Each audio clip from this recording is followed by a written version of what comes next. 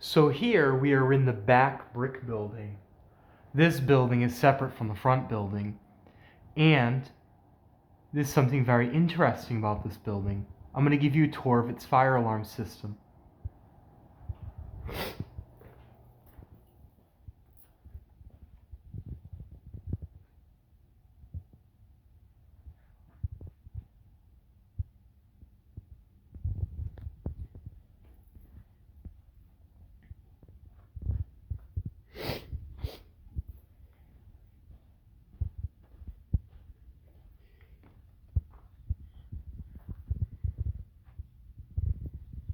That's the panel. This is its antenna.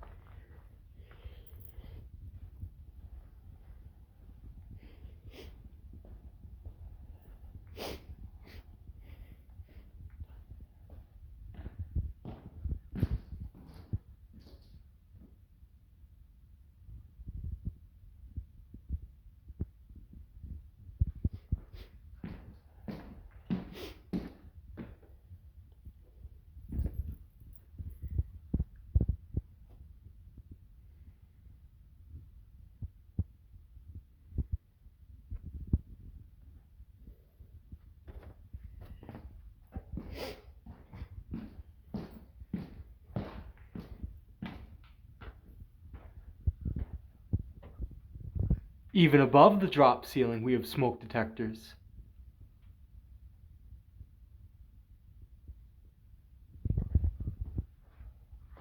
So some people might wonder, what's up with all that fire alarm coverage? So it's important to remember, when a building has no fire sprinkler system, all the devices within the fire alarm system have to be life-saving. If you've ever looked at a heat detector, you notice on the side there's a disclaimer, not a life-saving device. I would show you, but I don't even own a heat detector. This means that you have to use smoke detectors that have the built-in heat throughout the entire building. See, if you look at these, they're the smoke detector and then the little thing on the side's the heat. But the heat-only detectors would not be permitted in this building because, again, when a building has no fire sprinkler coverage, the fire alarm system has to be comprised of only life-saving devices. Very important that people know that, and please pass that information on to help people out, because you wouldn't believe how many people don't understand that. And primarily it's electricians that don't, because they're not fire alarm engineers.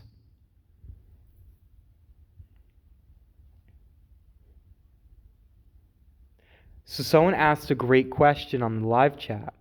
Is this building obligated to have a cellular dialer? So Rhode Island has all these weird exemptions. It's not. However, in the state of Washington, all fire alarm systems, no matter what size, have to have a cellular dialer.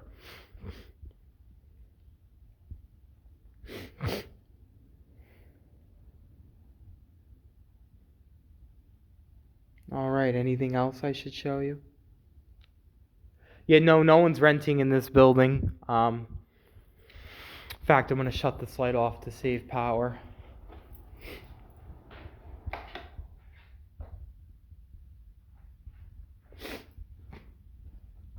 I'm just hanging out back here. We're going to make sure we check up on everything and make sure everything's good.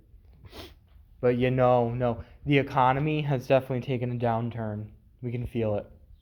That's all right, though, because we budget for things like this, just in case.